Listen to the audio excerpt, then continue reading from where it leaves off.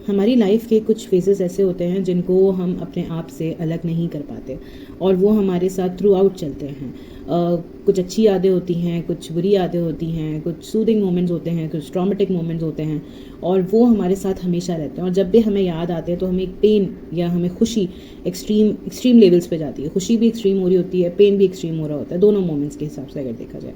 और आज का ये पॉडकास्ट है ना, वो इसी हवाले से I am talking about the school days and I'm sure that this podcast will be relatable for everyone who is going to, देखेगा या सुनेगा, जो भी आप इसको कह रहे हैं। तो द पॉइंट इज़ दैट कि स्कूल में भी वो बातें जो कि थोड़ी पेनफुल साइड पे थी।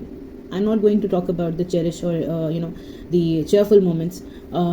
द थिंग इज़ दैट कि हम अक्सर ये चीज़ें देख रहे होते हैं। मैं आपको बताती हूँ कि मैंने ये टॉपिक क्यों चुना। मैंने अभी एक ट्रेलर देखा था रणबीर कपूर की मूवी का जिसका नाम है एनिमल, और उस ट्रेलर से एक्चुअली ये चीज़ मेरे जहन में आई and I really wanted to talk about it.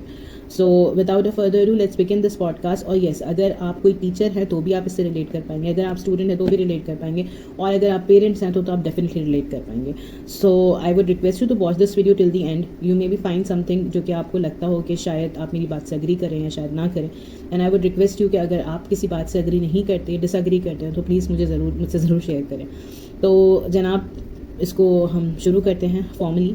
वो इस तरह से कि जो ट्रेलर है ना, उसमें एक्चुअली दिखाया गया है कि जो उस बच्चे का यानी रणबीर कपूर का जो चाइल्डहुड ट्रॉमा है, जो उसका ऑब्सेशन है अपने फादर को लेके, that is an other thing. हम यहाँ पे स्कूल की बात कर रहे हैं। स्कूल में भी ऐसा होता है कि कुछ बच्चे ऐसे होते हैं जो कि ना चाहते हुए भी उस तरह से ट्रॉमेटिक वेज के अंदर ना चले जाते हैं। वो उनके लिए स्कूल की यादें बहुत प्लेजेंट नहीं होती। मैं ये चीज़ें इसलिए शेयर कर रही हूँ क्योंकि मुझे लगता है कि I should talk about something which I have personally face. मैंने जिस चीज़ को पर्सनली फेस किया, मैंने जिस चीज़ को पर्सनली जिस फेज से मैं गुजरी हूँ, उस चीज़ को मैं आपको ज़रूर यहाँ पे बताना चाहूँगी। How it is relatable to me. The thing is that I was an average child, I was not a very good student. मेरा फर्स्ट सेकंड थर्ड रैंक नहीं आता था, but I was a good student. Like ऐसा होता था कि fourth fifth six rank आ गया। The reason was very clear कि मेरी जो मदर हैं वो मैथ्स बहुत अच्छी है उनकी, और अनफॉर्चुनेटली मेरे और मेरे भाई की मैथ्स अच्छी नहीं है। And I am still very vocal about it. मतलब आप इससे अंदाज़ा लगा सकते हैं कि अगर मुझे कोई 500 रुपीज़ देगा और मुझे उसको 400 वापस करना है, तो मैं पहले उसको बोलूँगी कि तुम मुझे वो 500 रुपये दो, फिर मैं तुम्हें 400 रुपये दूँगी। तो ये मेरे साथ स्टिल प्रॉब्लम है। And the thing is that कि डिस्पाइट ऑफ बीइंग अल्हम्दुलिल्लाह successful in my career and my personal life as well, there are few things जो कि आपके साथ हमेशा स्टक होकर रह जाती हैं और वो कभी आपकी पर्सनैलिटी से अलग नहीं हो पाती। तो same is the case with me and mathematics. And other thing is that कि मैं आइडेंटिफाई नहीं कर पाती हूँ एट टाइम्स अपना लेफ्ट साइड और राइट साइड। और इस पे लोग मेरा मजाक भी उड़ाते थे, और इसकी वजह से मैंने स्कूल में भी बहुत ज़्यादा डांट खाई है और बचपन में भी खाई है, और अब वो एक जोक की तरह बन गया है कि लोग इसको फ़नी वे में लेते हैं। मैं कभी कभी भूल जाती हूँ कि मेरा सीधा हाथ कौन सा है। तो एट टाइम्स मेरे जो एक बर्थ मार्क है, इट्स थोड़ा सा मतलब फेस के ऊपर एक मैं समझती हूँ वो तिल जैसा है ना, उसको जब मैं टच करती हूँ ना तो मैं रियलाइज़ करती हूँ अच्छा ये मेरा सीधा हाथ है और दूसरा जो है मेरा उल्टा हाथ है। तो जब मैं कंफ्यूज होती हूँ ना, कन्फ्यूजन के मोमेंट में मैं ये भूल जाती हूँ कि मेरा सीधा और उल्टा हाथ कौन सा है। तो why I am starting with this, because this is somewhere I can say कि ये आपके कुछ इस तरह के वाक़यात होते हैं जो कि आपको बचपन में आपके साथ पेश आते हैं, और वो बचपन की जो चीज़ है ना वो आपके साथ बड़े होकर भी चल रही होती है। So this is going to be a little serious and interesting, and to start with, जैसे कि मैंने आपको बताया कि मैं एक एवरेज स्टूडेंट थी और मेरा मैथ्स अच्छा नहीं था, तो जिसकी वजह से मेरे स्कोरिंग बहुत अच्छे नहीं आते थे। मतलब मैं फर्स्ट सेकंड थर्ड नहीं स्कोर कर पाती थी क्योंकि मैथ्स के पेपर में नंबर उतने आ नहीं पाते थे, बस पास हो जाती थी। तो मेरे टीचर्स मुझे थ्रू एंड थ्रू मुझे स्कूल में ये सुनने को मिला क्योंकि कि तुम्हारी जो मदर है वो तो इतना अच्छा मैथ्स में अम्मी जो है वो टीचर थी, बहुत ही अच्छा स्कूल जिसमें मैं पढ़ती थी उसमें वो मैथ्स पढ़ाती थी। एंड शादी से पहले she was an Indian national, और उसके बाद उनका मतलब शादी वादी हुई, नेशनलिटी चेंज हुई, तो उन्होंने पूरी स्टडीज़ वगैरह सारी अपनी जो है वो इंडिया से की है। तो उनकी ऑफकोर्स जो पढ़ाई है वो बहुत अच्छी है, मैथ्स वो शुरू से ही बहुत अच्छा पढ़ती थी, उनका डिफरेंट स्टाइल है। तो बाकी चीज़ों में अम्मी मुझे जो भी पढ़ाती थी, मैंने कभी ट्यूशन्स नहीं लिए थे स्कूल लाइफ में, तो जो कुछ भी अम्मी पढ़ाती थी मैं बहुत अच्छा पढ़ रही थी, लेकिन मैथ्स मुझे कभी समझ में नहीं आती थी। तो टीचर्स मुझे ना इस चीज़ को लेके बहुत ज़्यादा पिन पॉइंट करते थे, बहुत ज़्यादा एक तरीके से इंसल्ट करते थे। Despite of the fact that my mother was a teacher, I use to be insulted. I am not saying that I was privileged child that my mother was a teacher, but the thing was that कि insulting someone just because in one subject that kid is not doing well, आप उसको insult नहीं कर सकते बाकी तमाम subjects में। तो होता ये था कि कुछ भी होता था तो जो मेरा सेल्फ कॉन्फिडेंस था ना वो कम होता जा रहा था। वो कम होते होते होते होते होते इतना ज़्यादा हो गया था कि मैं अपना होमवर्क पूरा करने के बावजूद अपनी टीचर्स को अपना होमवर्क नहीं दिखाती थी। वो होमवर्क देखने के लिए आते थे ना मेरा, तो मैं उसको छुपा लेती थी। मैं अपनी टीचर को अपनी कॉपी नहीं देती थी। और मेरी जो टीचर है वो मेरी अम्मी से शिकायत करती थी स्टाफ रूम में कि आपकी जो बच्ची है वो सारा कुछ करती है लेकिन उसका ये बिहेवियर है, शी डजंट शो इट, पता नहीं करती है नहीं करती क्या करती है, you should see what your child is doing. और फिर अम्मा मुझे समझाती थी, लेकिन द पॉइंट वाज दैट कि मुझे स्कूल में ट्रॉमेटाइज फील होता था।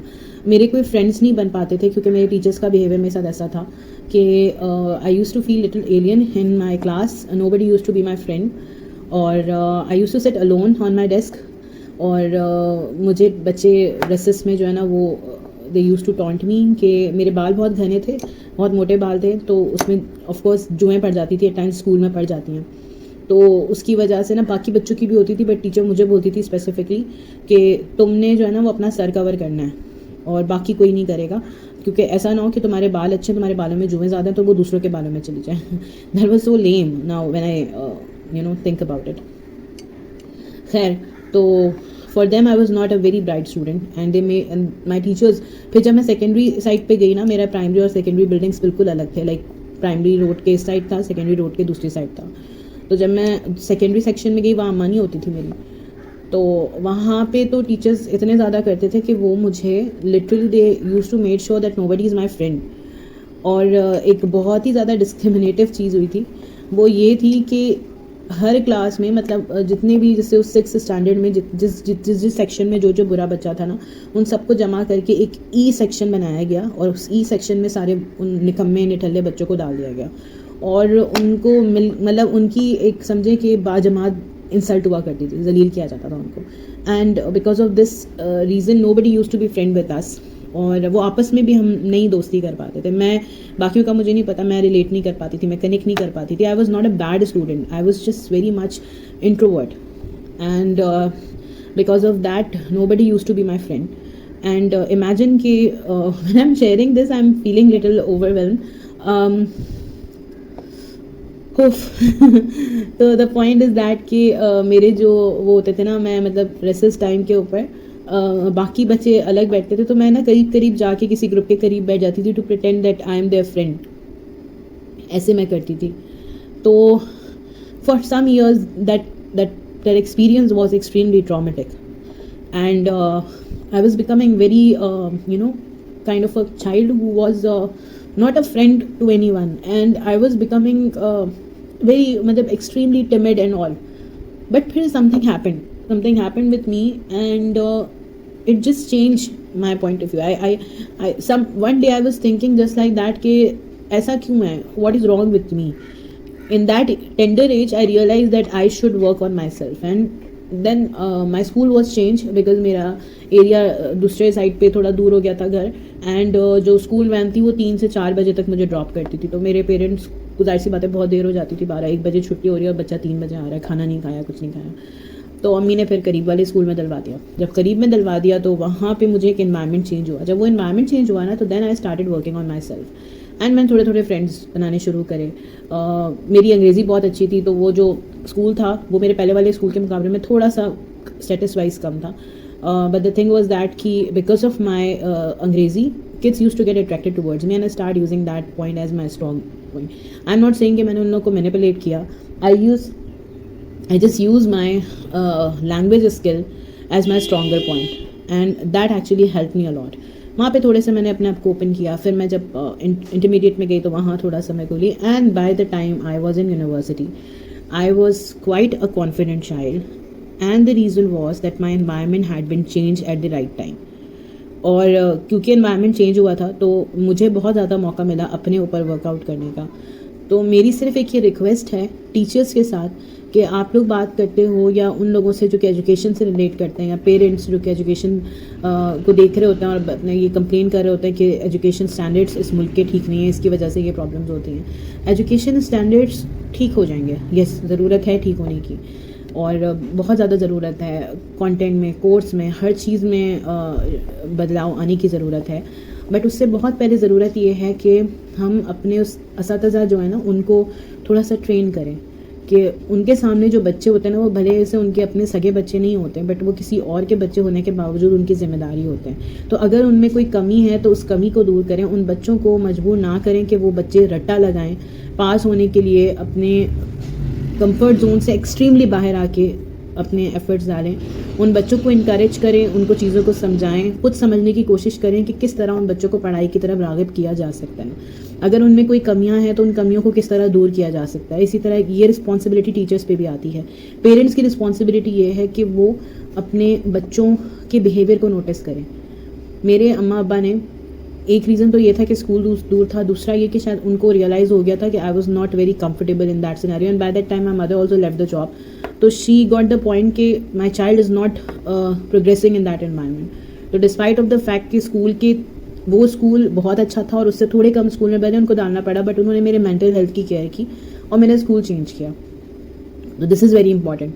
देन जो बच्चे खुद होते हैं ना, अगर आप अपने आप को अप्रेस करते जाओगे मतलब सप्रेस करते जाओगे लोगों की बातों में आके अपने आप को तकलीफ देके अपने आप को कमतर समझना शुरू कर दोगे, you will never come out of that phase. So please stop struggling with your Demons, just come out of them and that phase and work on your self. अपनी कमियों को पहचानें और जो आपके स्ट्रॉन्ग पॉइंट हैं उन पर फोकस करें। This will help you out. So with this I would like to conclude this podcast and I am sure कि शायद इससे बहुत सारे लोगों को शायद फ़ायदा हो जाए और वो इस चीज़ को अंडरस्टैंड कर सके कि कुछ ट्रॉमास जो होते हैं ना वो आपके साथ थ्रू आउट चलते हैं और they are not very helpful.